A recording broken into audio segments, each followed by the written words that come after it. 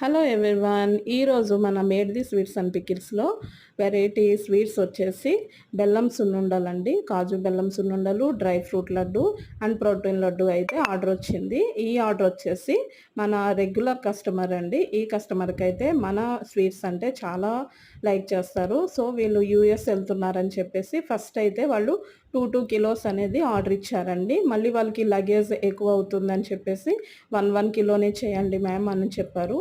So మేమైతే వెంటనే దాన్ని ప్రిపేర్ చేయడం జరిగింది. సో అన్నీ కూడా వెంటనే ప్రిపేర్ చేసి ప్యాకింగ్ చేసి ర్యాపిడోలో అనేది పంపించామన్నమాట.